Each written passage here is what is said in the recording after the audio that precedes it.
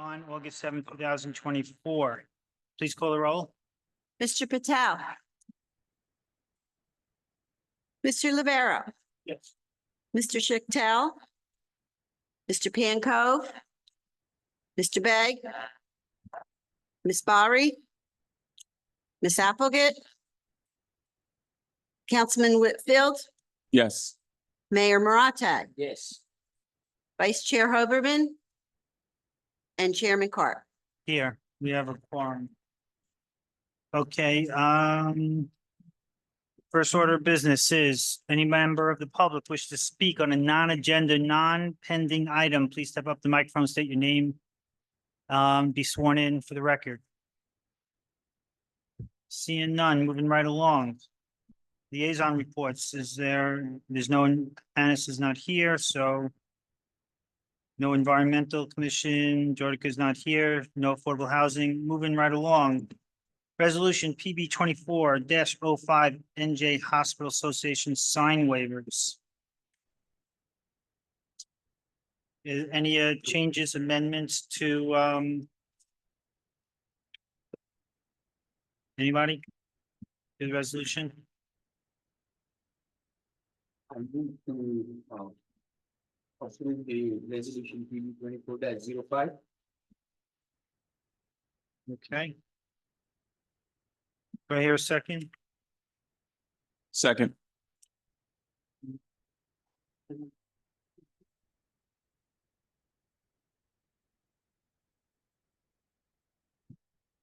Just. Okay. And, can you call the roll for, there's not a lot of people that were available.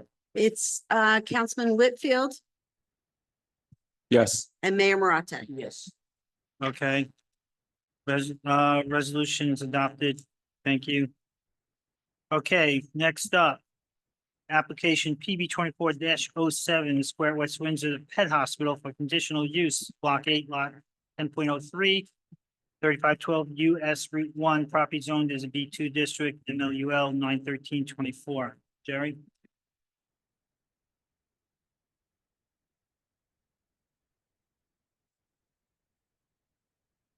You good? You good? You good? Publication service or no order the board has jurisdiction. Okay, thank you. Okay, is the Square West Windsor your representation?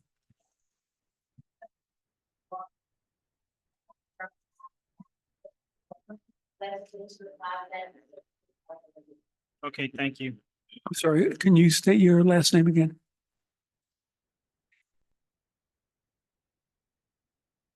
Yeah, please.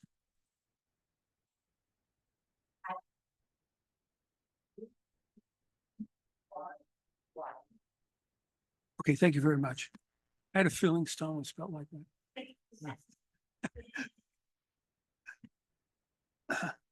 So yes, so we're here before the board tonight on a change of tenancy, which is required in a use application with us, this will be the board of looking at the roadmap as compared to indicated for the property of 3512 Russell Pike, Block 8, Block 10.03, where the shopping center is at the corner of Route 1 and Meadow Road, with the Lowe's and the store and Starbucks in it.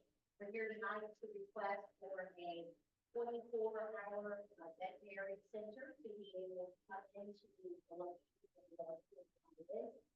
We have a representative from the proposed tenant here with us tonight to testify, and then we also have our professional counsel with us here to testify. Okay, It's Trader Joe's in the same. yeah, it's in different building, different building. Yeah. Okay, So as a matter of technical completeness, we start right into. well, how about we swear in your witnesses? We like to do it at the same time. So. Okay, that's fine. If you could raise your right hand, you swear or affirm that testimony you're about to give will be the truth. So sworn in, or affirm, please state your full name and State spell your up the last name. microphone, no.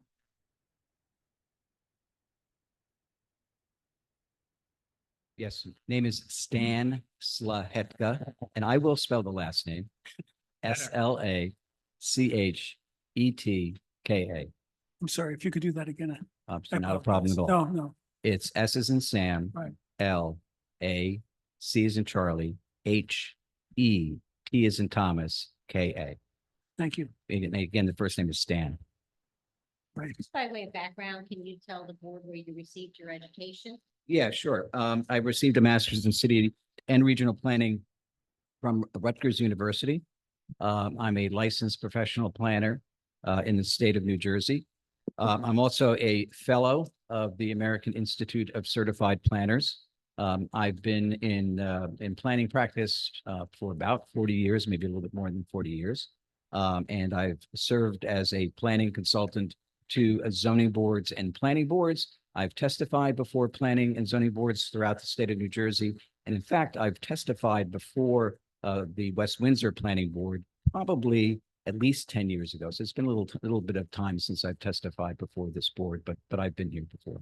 And as of this evening, all of your licenses are still current? Yes, they are. Absolutely. Any issues? Okay, accepted. Okay, thank you, Mr. Chairman. Just grabbing his memo. Sure.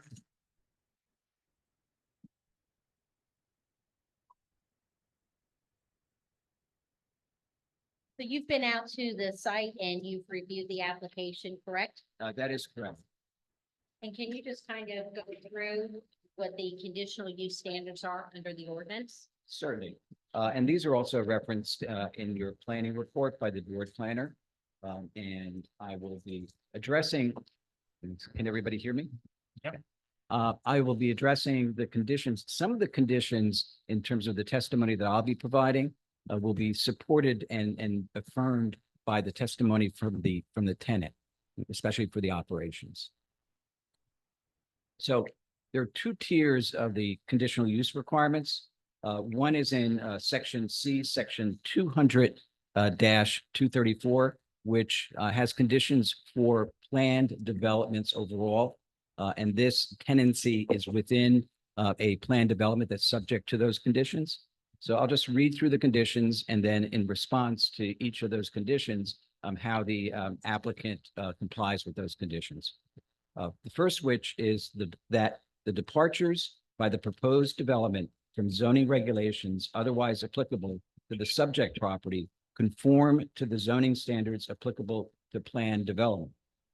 And that, in fact, there are no departures from existing zoning regulations or the planned development approval. So therefore, that condition is met. And again, these are conditions associated with planned development as versus the conditions that are associated with the veterinary facility.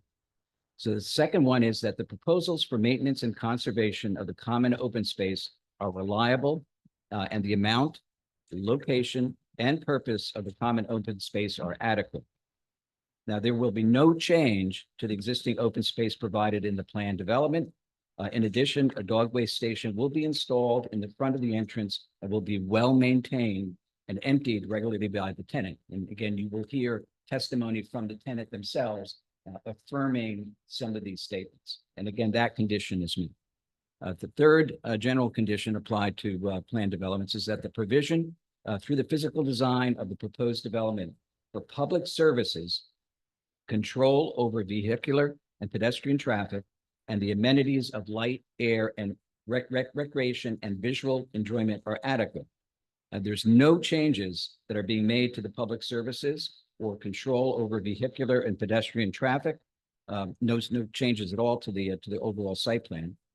All ventilation for the space will meet current and applicable local and state building codes, and therefore the condition is met. And again, you will be hearing further testimony on the issue of ventilation in the space. That the proposed planned development will not have an unreasonably adverse impact upon the area in which it is proposed to be established.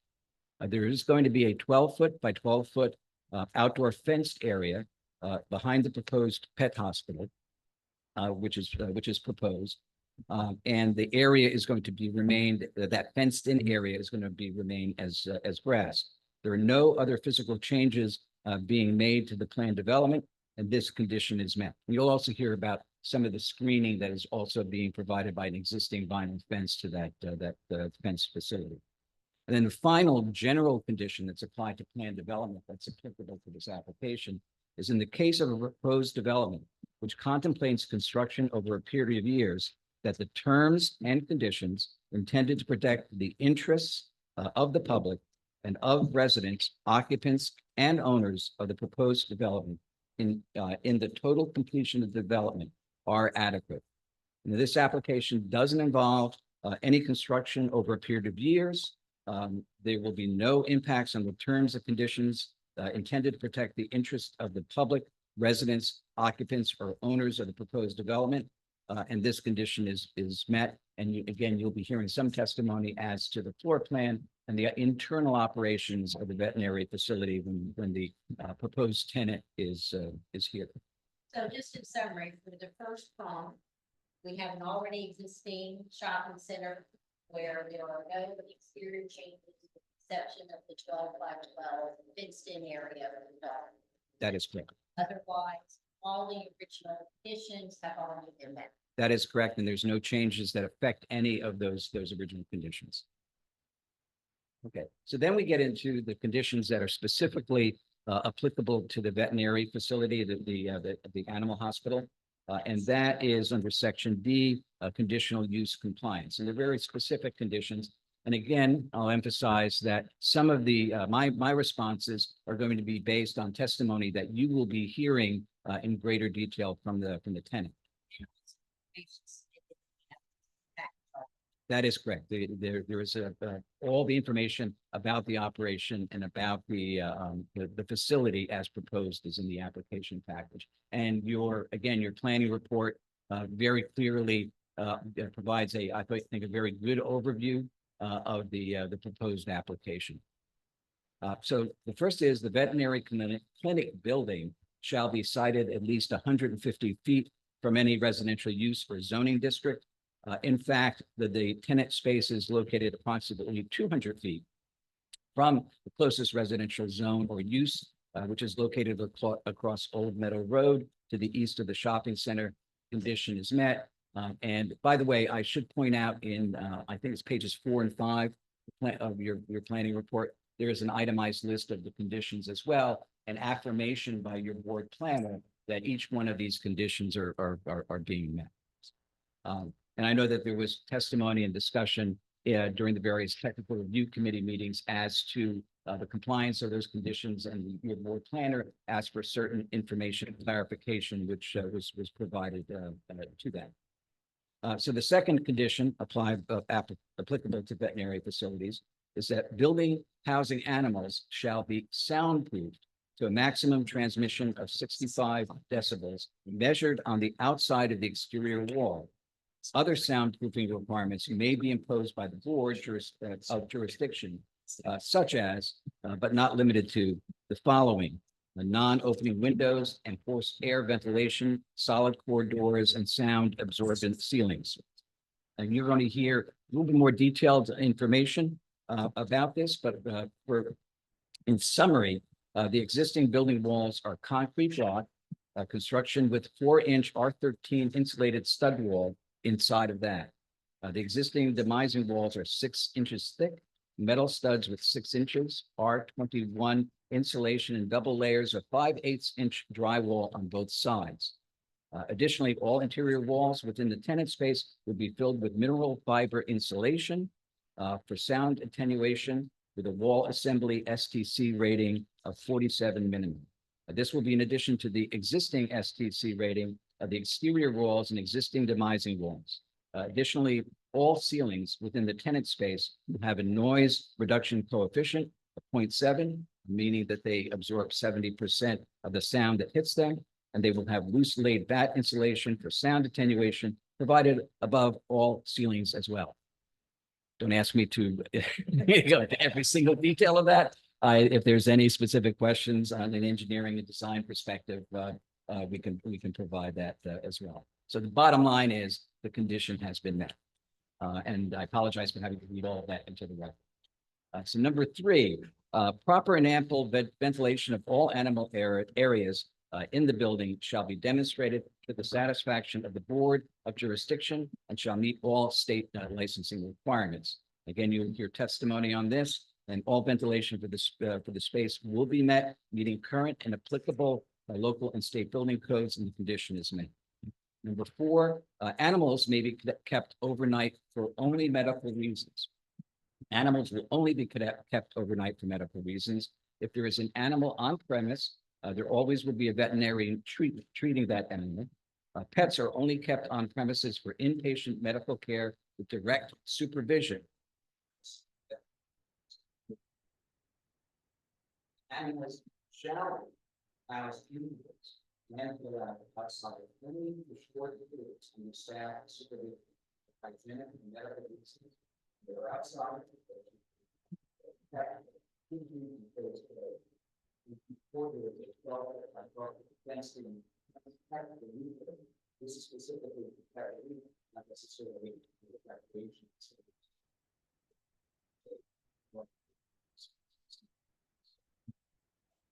That by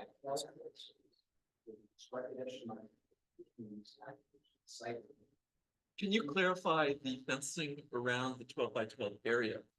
On your descriptive statement, it said chain link. The photograph and other text said vinyl fence. Yes, there's a fence. It's existing vinyl fence.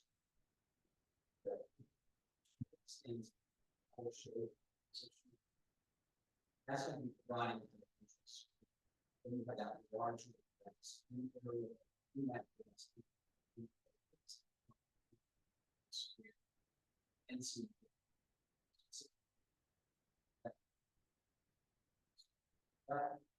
That's going to be chain link. Slacks.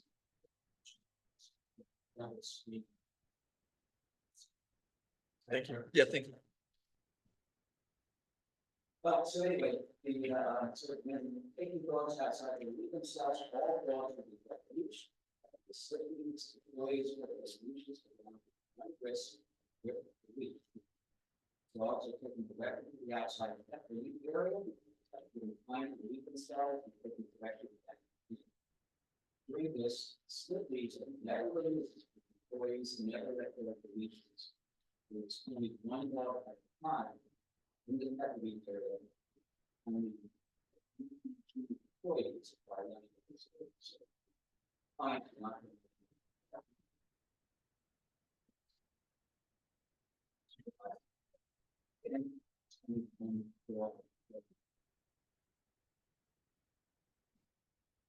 Number 6, there's maximum percent floor area for my building of contracts. 50% was floor area of the building.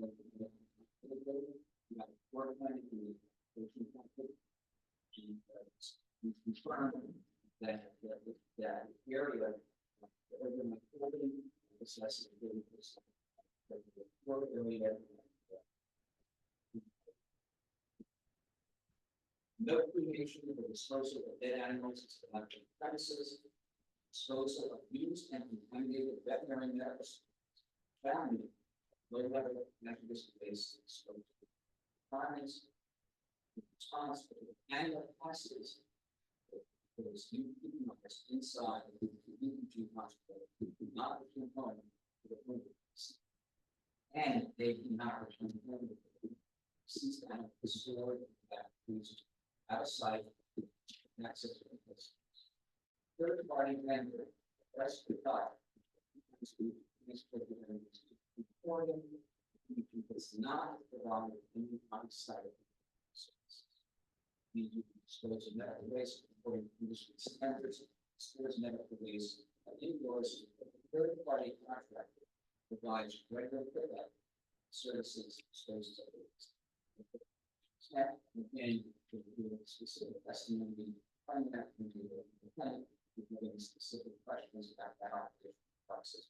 And finally, the plugging effect around the test. Mentioned there was a pet waste station, installed front entrance, satisfying that. You know, many of the work with plans, discussion. So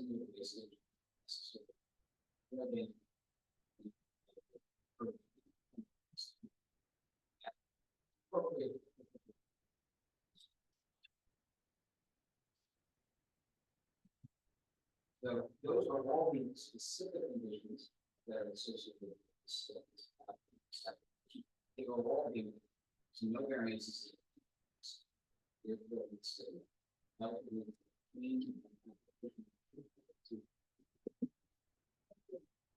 Any questions? I have a quick question. I don't know if it's for you or for the tenant. Can you elaborate a little more on the pet waste station? How it works and why is it in the front of the building as opposed to, you mentioned the rear of the building? Can you kind of talk about that? The tenant, okay. Oh, okay. No leashes with them, okay?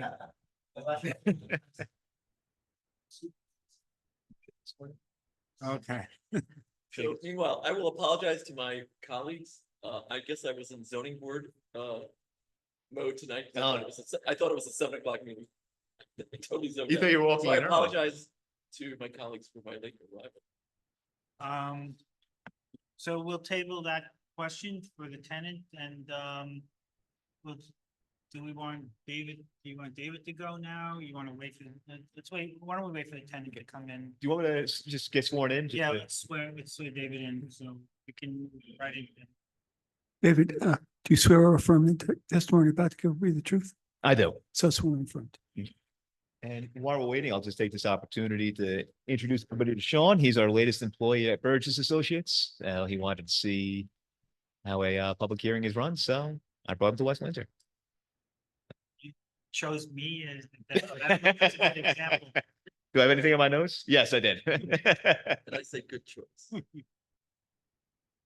Yes. Well, at least with our employees, had some experience elsewhere, though.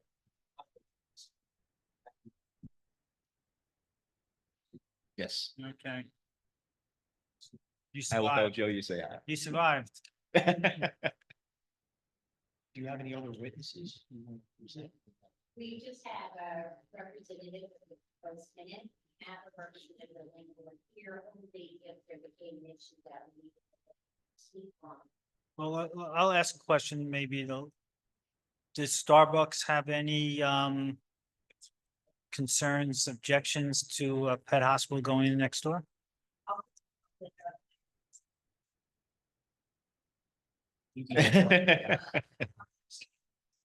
Okay, Part of the soundproofing that's being proposed actually, my understanding is that fires okay. to ensure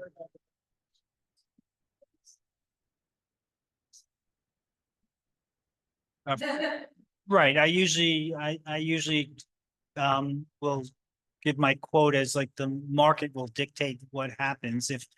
If something's wrong or they're unhappy, they'll just leave, and I don't think you want to lose the Starbucks, so.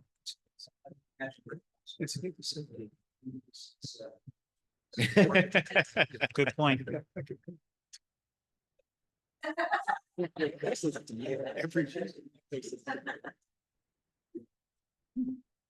You know, while we're waiting, I can add this.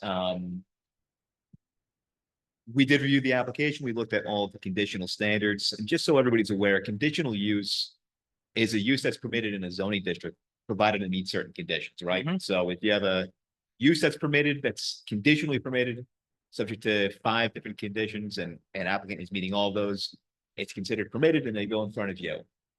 If they are not meeting one of those conditions, then they would require a conditional use variance, and they'd be in front of Curtis and the zoning board for a conditional use variance. Okay, Did review this application, discussed it during the technical review committee, and agreed with all the planning testimony that they are meeting all the conditions and therefore are a permitted conditional use and are in front of the proper court. Okay. And in my review, I did not find any variances or waivers. So that's essentially it. Just had a couple, 1 or 2 questions regarding the operation. That's it. We have any idea what's happening? Green. They're in the parking lot and they're trying to find. Oh, okay. They're trying to find. It's not a big part. Okay, So, wait, but- there they are.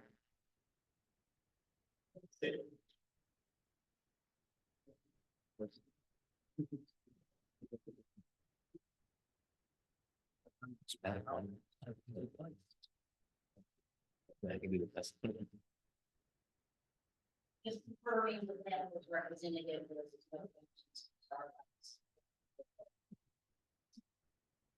You know, why don't we put that on the record? So if. I'm sorry?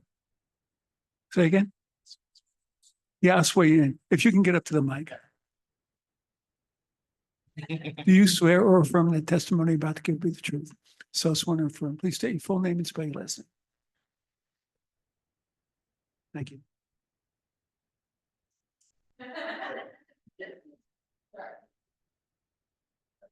Yes.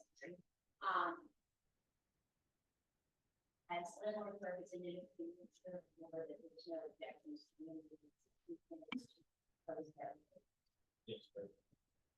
Okay.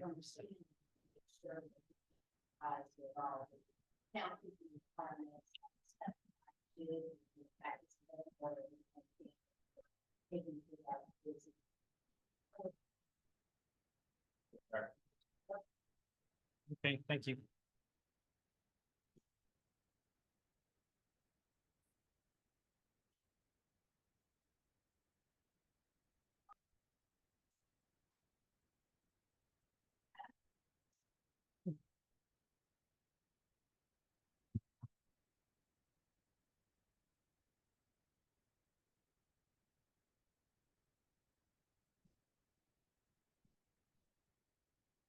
Yeah, well, I'll swear you in. If you raise your right hand, do you swear or affirm that testimony you're about to give will be the truth? So sworn and affirm. Please state your full name and spell your last name.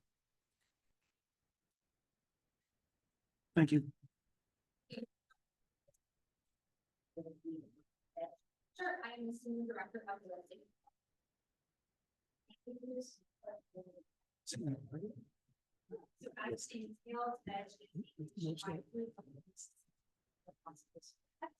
all our locations offer 24-hour stay, 3 weeks a year, located daytime and after hours.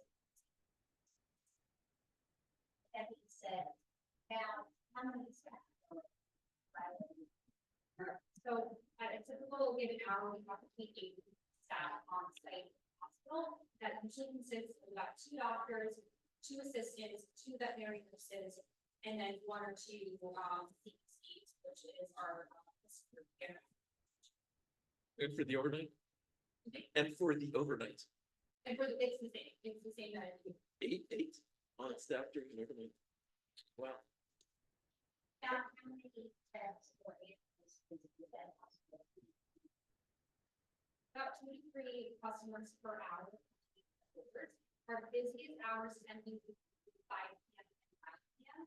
The reason that is they found that once throughout the day, they call their regular vet, the vet is closed, because now it's 5:30, so they're coming to veg. We typically see most of our cases that period of time, and then I take them about 10 to 11 o'clock onwards till about 8 a.m. It's only people with dire emergencies that will probably want to take it out. One of the questions,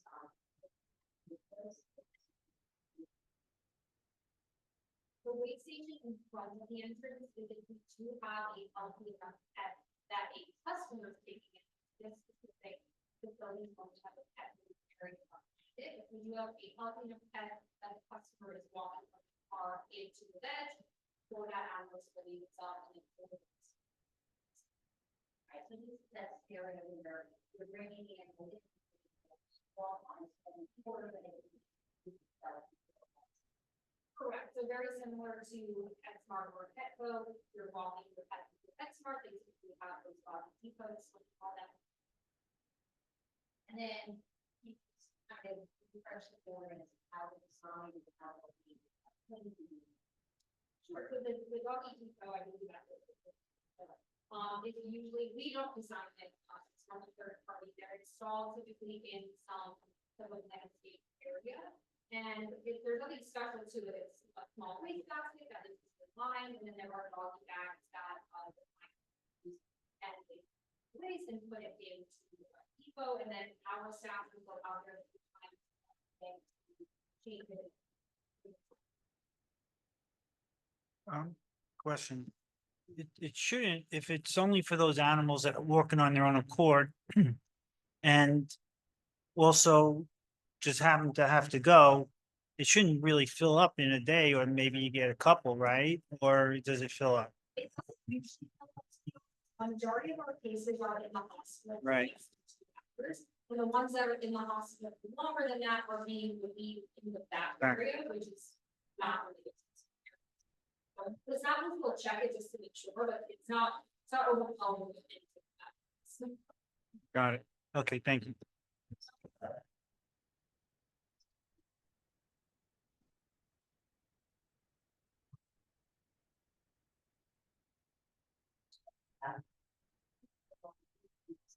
But that's the thing.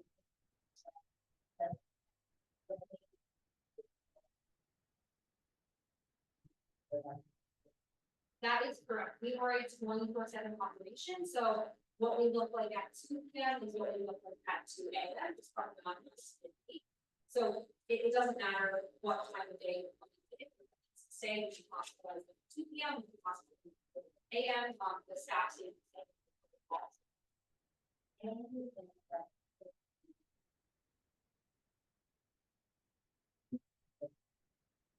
So in the back of our hospital, so not front of house where customers in our house, back of house that only that way of access to, we do have a large, deep chest freezer. So if an animal passes, or if euthanized, and they don't go home with that customer, they will get wrapped and put into the freezer, and then they remain in there until our crematory third party comes to pick them up. That is done on an as-needed basis, so depending on how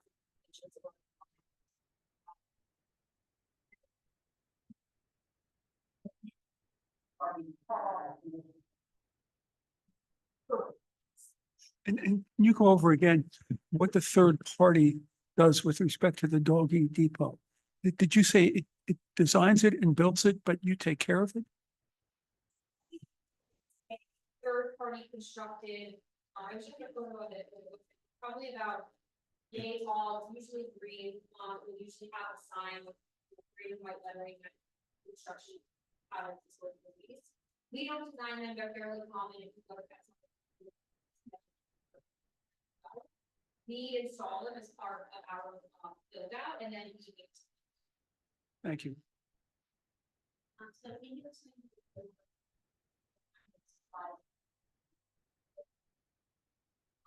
honestly, the same as a typical retailer would, typically FedEx, yes, and Amazon deliveries. And it really just depends on what we're in need of for that week, but it's usually during the regular business hours of all.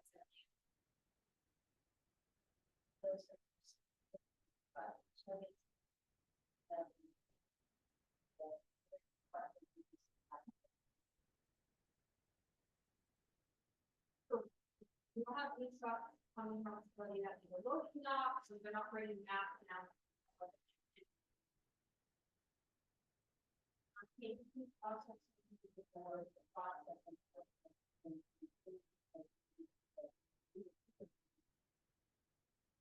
So we do have safety protocols in place at that, and so every now and then we get double leash, meaning we have 2 leashes around the internet, and the employees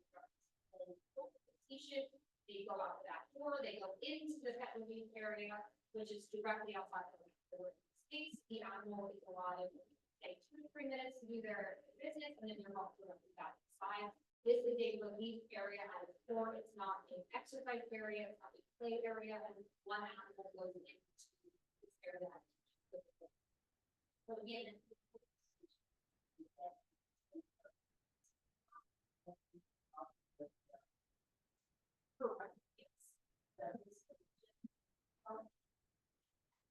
bring them right out.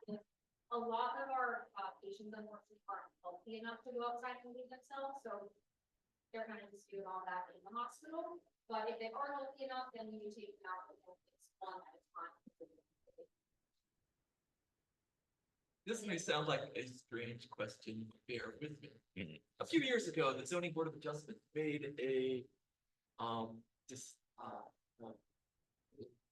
decision, interpretation. Oh, no. that chickens could be pets.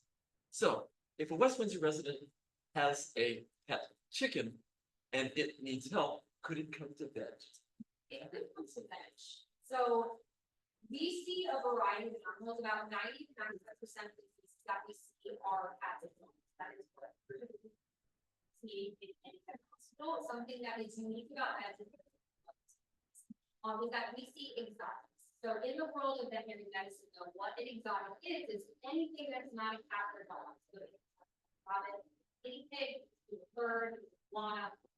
Probably not able to find any words in New Jersey that's going to be that because emergency professionals are that, but our doctors.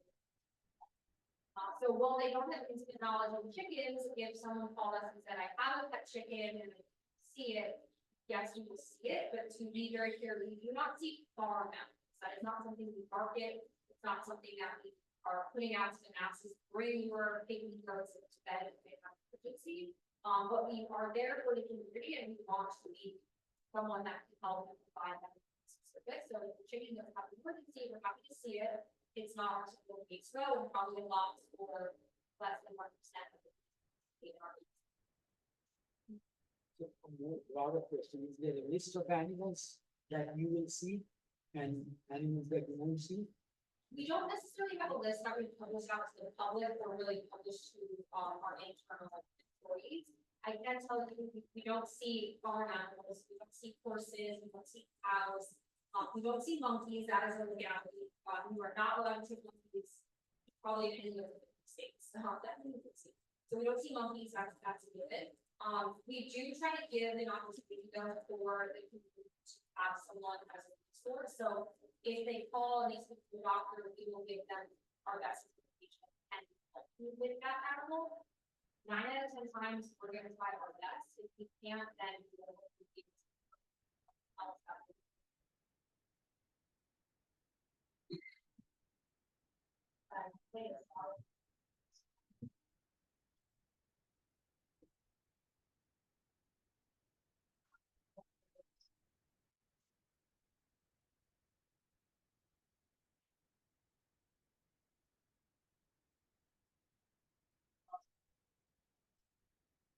That is correct.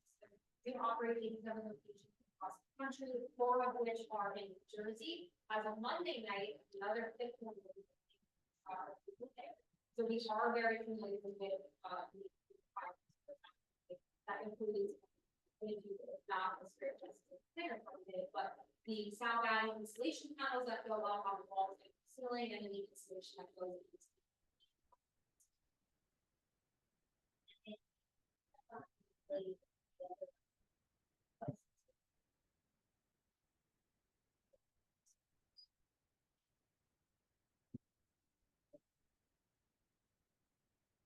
again, I'm not an architect or an engineer, so there would be like explain the idea of positive and negative pressure system. Essentially, we have positive pressure that brings clean air into the facility and negative pressure that pushes it out. This is specifically important in something like a surgery suite.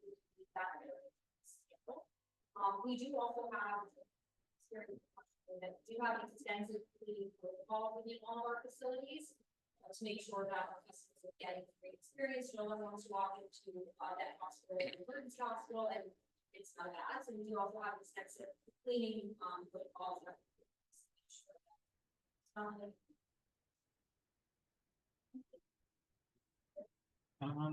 I have a quick question regarding, you talked about trucks unloading, UPS, FedEx. Is there a place in front for like animals to be dropped off? There is not. So, and I apologize, I remember there's a cleaning site. There is not a drop off in front. Typically what will happen is the department. Okay, or carrying. Okay. or they need help. But it is, so we'll come out to the park. Got it. Okay. Anybody else? I have a follow-up question based on Jennifer's testimony for the family.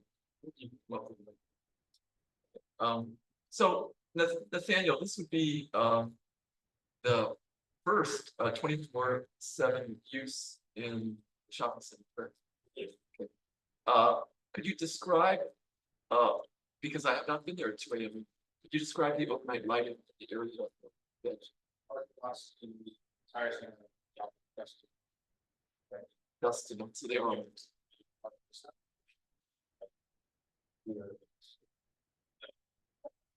That would be in addition to. Is that gonna be on 24 hours or just? That was. There's trees behind there, right? It's wood. Would it behind the? So then would the light be facing residences? The buildings with the privately area. Between the privately area and the access drive. Oh, okay. Oh, yeah, I'm talking about from the relief area to residence. Okay. Got it. And Thank you. just by comparison, what time does Starbucks close usually at that location? Each night or just? Each night, okay, okay, so there's evening use. Just, just wondering, just, trying to compare what's going on. Thank you.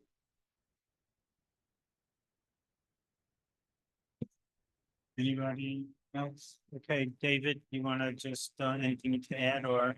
Nothing really much else to add. I did have a question regarding whether or not it makes sense to have a waste station in the back as well, but hearing how the operation works, I don't think it's necessarily needed because there's going to be employees there. They'll probably just pick up the waste and bring it inside immediately.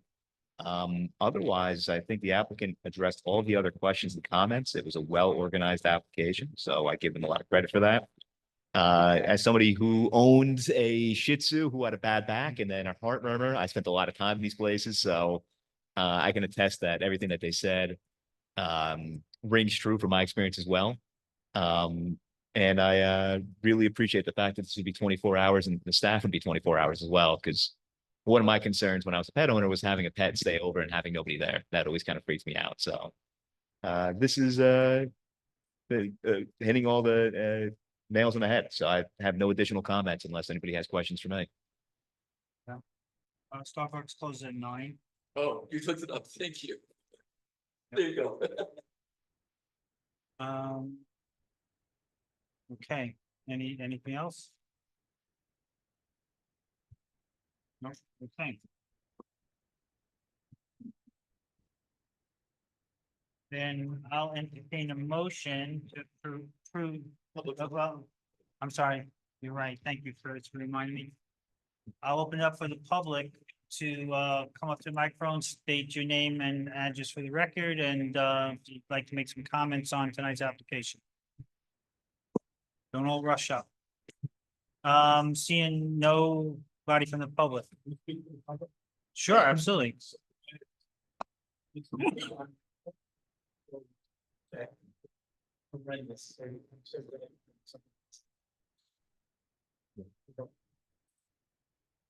And for the record, I'll state my nephew is finishing up his residency at the University of Tennessee Animal Hospital. And so he's going to be a veterinarian official soon next year.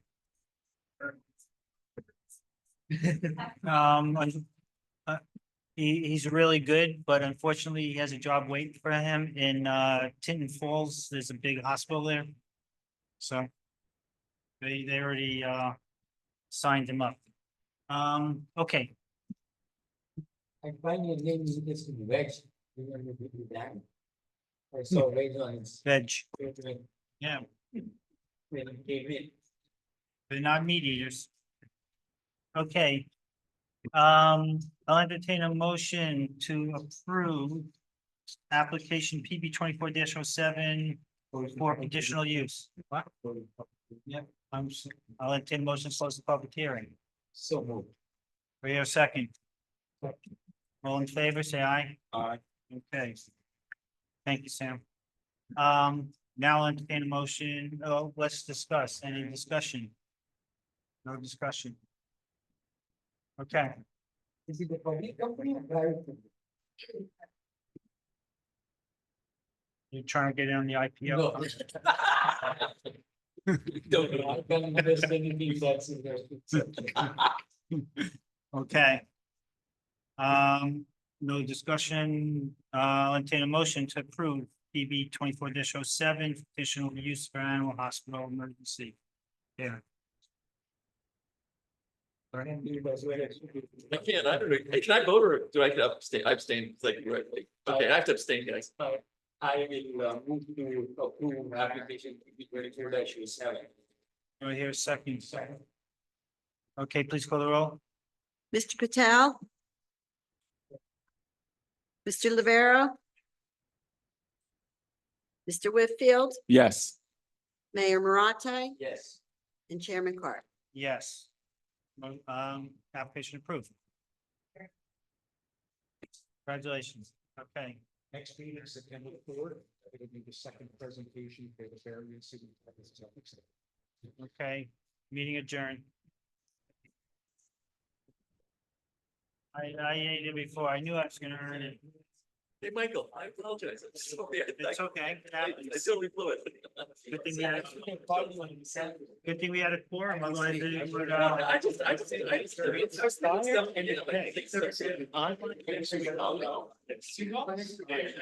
Hey, of course. I don't know, I can't get this close public session. I don't think it's much.